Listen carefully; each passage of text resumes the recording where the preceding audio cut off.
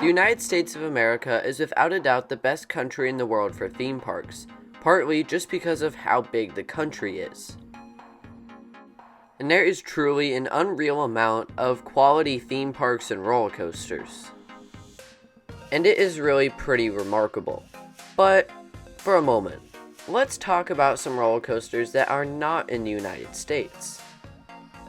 Because in this video, we're going to figure out what is the best country in the world for theme parks outside of the US. And real quick, I'm going to lay the foundation for this video. There's really going to be two parts. The first part, I'll list through a ton of honorable mentions that either aren't big enough and simply just don't have the quantity, or just don't have enough quality theme parks to be a contender for the top spot. And then we'll go through the three biggest countries in this department. The three countries we'll talk about at the very end are just absolutely stacked with theme parks. But hey, it's time for all the honorable mentions. So let's jump right into it.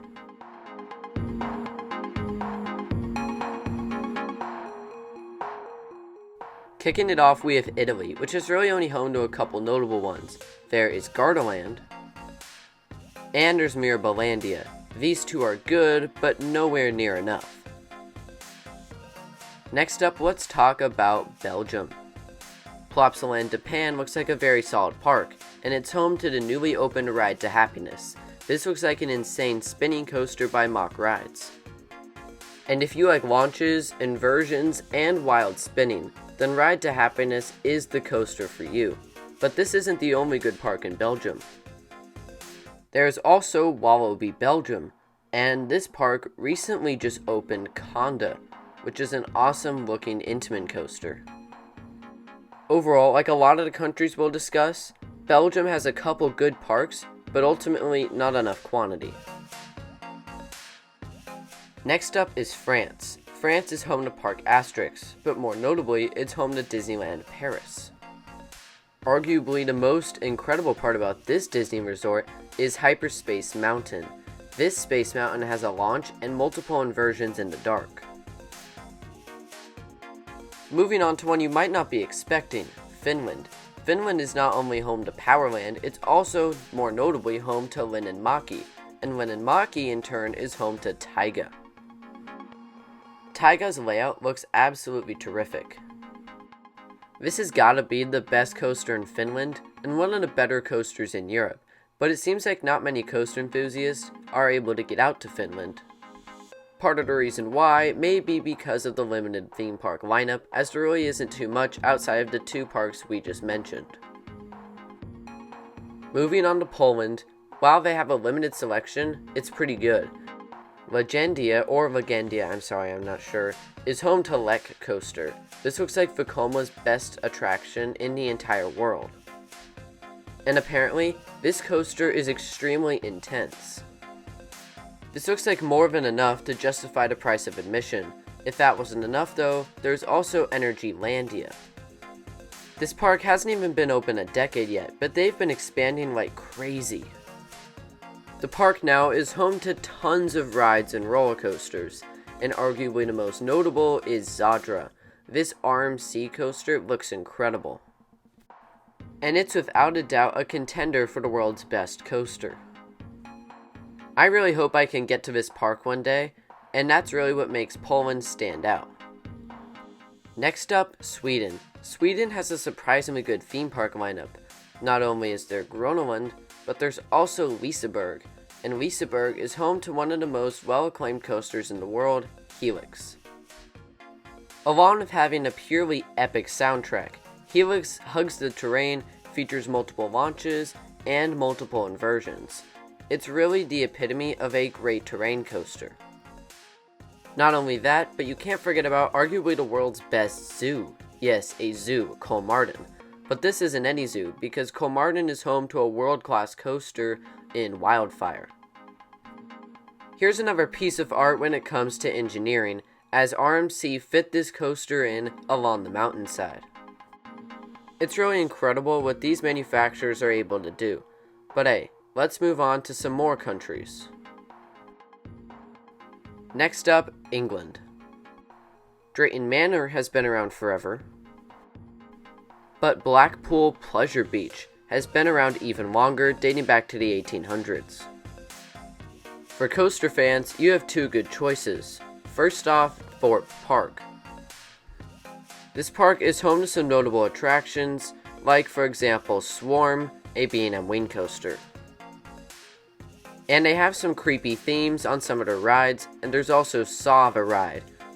But a park that also has some creepy themes is Alton Towers. And I gotta say, Alton Towers looks epic. You can get your inversion fix on the two masterpieces that are the world's most inverting coaster in Smiler, and the well-themed and terrain-based B&M invert, Nemesis. Both of these rides, plus some cool theming, and overall the park is just huge, make Alton Towers one of my top bucket list places to visit, no doubt. That's pretty much all I have for England though. Moving on to Australia, this country has some very intriguing roller coasters. Let's kick it off with Luna Park Sydney's new star attraction, the world's first launched single rail coaster, the first intimate hot racer. This is Big Dipper, which looks like a pretty solid ride. And I'm interested to see where this concept goes in the future. When talking about this country, Warner Bros. Movie World always pops up, for one main reason. DC Rivals Hypercoaster. This Mock Rides Hyper looks absolutely amazing. And for the most daring of thrill seekers, there's a backwards car on it. I mean, for real. The park looks solid too, but because this is such an elite ride, it elevated Australia to getting a segment in this video. Moving on. Next up, Spain. Parque Warner Madrid is obviously located in Spain, but along with that, PortAventura Resort looks like one of the best out there. And they have some sensational looking thrill rides. From the powerful launch and incredibly tall top hat of Red Force, to the awesome looking floater airtime machine in Shambhala, which has a never ending run of huge awesome camelbacks. And finally, Dragon Con, a B&M coaster focused on inversions. Between this and Shambhala, the skyline is truly incredible. Yet another park and yet another country I hope I can get to someday. Staying in Europe, it's time to talk about the Netherlands. There's Toverland, but there's also Walibi Holland, who are home to a couple of great coasters including Goliath, but Untamed is now the star of the show. Yet another coaster built by Rocky Mountain Construction. This ride just looks insane. Inversions, airtime, the usual RMC awesomeness. I don't know what there isn't to like, but that isn't all the Netherlands has to offer. If you like theme parks over amusement parks, Efteling might be the place for you. This is a heavily themed park that features multiple dark rides along with a few coasters. And the park looks amazing too with those theme structures and all the trees it has. If you want a good example of how they do their theming, just look at the lift tilt on Baron 1898. B&M dive coasters aren't usually known for their theming, but Baron takes a B&M dive coaster concept to another level. Overall, the Netherlands is actually a decent country for theme parks. We are almost through the honorable mentions now. Let's take a minute to look at Canada. Due to the cold climate, there aren't too many. That being said, the West Edmonton Mall has a theme park of their own in Galaxyland. And Playland in Vancouver is home to Coaster. I know, creative naming. But Coaster is a classic, with some great airtime. The biggest park by far is Canada's Wonderland. Canada's Wonderland received the first B&M Giga in the entire world in Leviathan. Not only does this monster have a very fitting and awesome name, it just looks like a great coaster in general. This park is owned by Cedar Fair, who also owns parks like Cedar Point, Knott's Berry Farm, and many others. Finally, the last honorable mention, Dubai. Dubai has their own Warner Bros. Park, but this one is more family friendly, focusing on theming and dark rides, but that doesn't make it any less good. You also can't forget about Ferrari World Abu Dhabi. Formula Rossa is the world's fastest coaster, and it's located in this park. Now, as promised, let's get into the 3 legit contenders. One of these 3 is the best country in the world for theme parks outside of the US.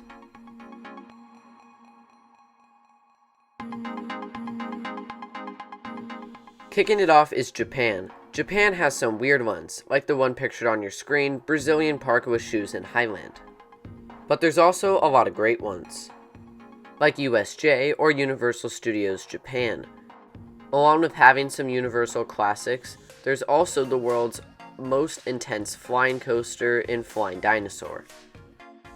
Universal has built some very big and awesome coasters over the years, and this is easily one of their crown jewels.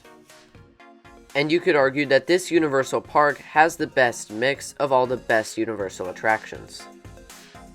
Moving on to Nagashima Spa Land, they're stacked with coasters. They have an RMC in Hikuge, and the world's longest coaster, also a Giga, in Steel Dragon 2000. This Morgan coaster has held that record ever since its opening.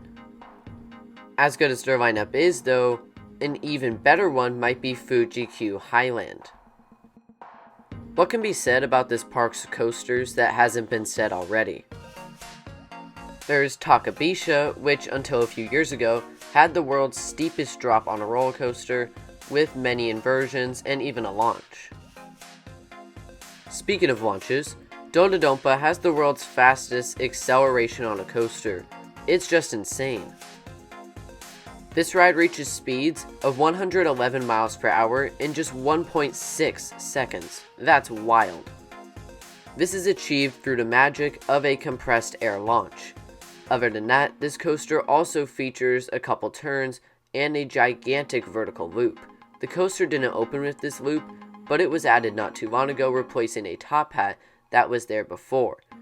But that's not all Fuji-Q has on offer. Ejinika looks ridiculous. It's a 200-foot tall, 4th dimension coaster. Crazy drop, crazy elements, crazy maneuvers, crazy ride, crazy park. But we're not done with Japan just yet. The Tokyo Disney Resort features 2 parks. The Castle Park is Tokyo Disneyland, and the more unique of the 2 is Tokyo Disney Sea.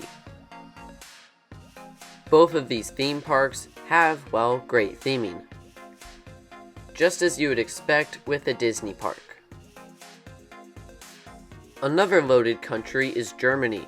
There's many parks, but here are some of the more notable ones. Movie Park Germany, Hansa Park, who is home to the world-class Gerstlauer coaster, the Schwernis or just Karnen for short, which looks like a pretty sweet attraction. Also, I'd like to mention Volantis, whose most interesting ride is not a roller coaster. It's a weird water ride called Flug des Ferho, which seems to combine multiple ride types into one package. It's very bizarre. It's also worth mentioning Erepnis Park Tripsdrill, Holiday Park, which is home to the awesome looking Intamin coaster Expedition G-Force, featuring a great looking layout with a lot of airtime. There's also Heidi Park, but this country really has 2 crown jewels, the first of which is Phantasialand.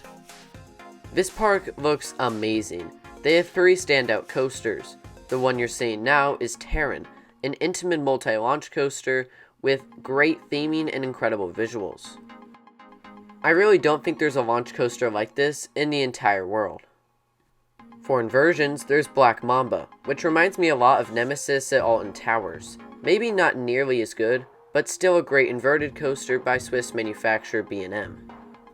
And finally, the park's newest coaster, the world's first launched flying coaster, FLY. Built by Vekoma, this looks like a really intriguing experience. And from what I've heard, it lives up to whatever expectations you would have. Well, assuming those expectations would be sky high, then this ride delivers.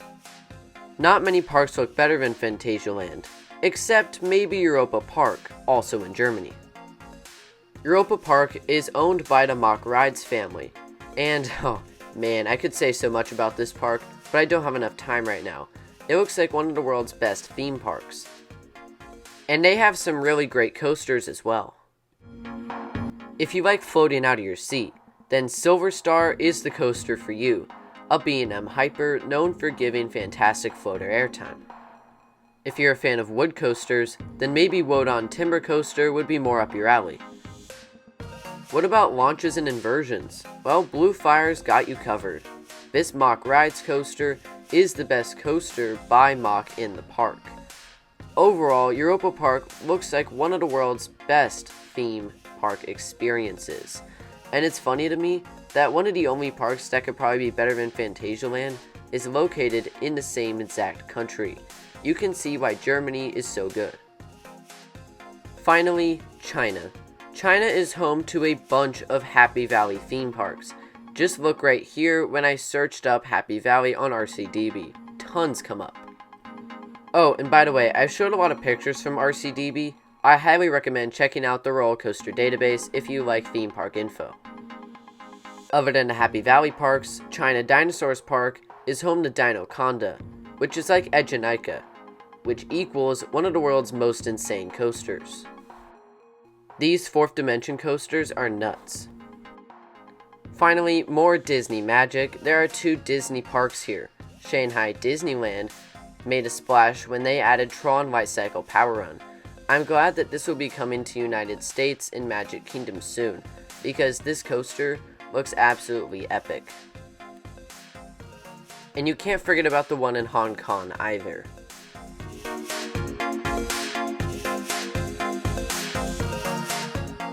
So let's answer the question. What is the best country for theme parks outside of the US? Drumroll please. The winner is Germany. I don't think any other country besides the United States can really stack up to Germany when it comes to the quality and quantity. And both Phantasialand and Europa Park are among the world's best when it comes to theme parks. So overall, I give Germany the win on this one. I thought that Germany was going to win from the beginning, but after doing some research, it was closer than expected. But still, Germany wins out in this video. Anyways though, I definitely want to get out to Germany someday. It's my top bucket list country to visit. Thank you all so much for watching this video. This one took me a long time to make, so I hope you enjoyed it. Thank you all for watching, and I'll see you all next time.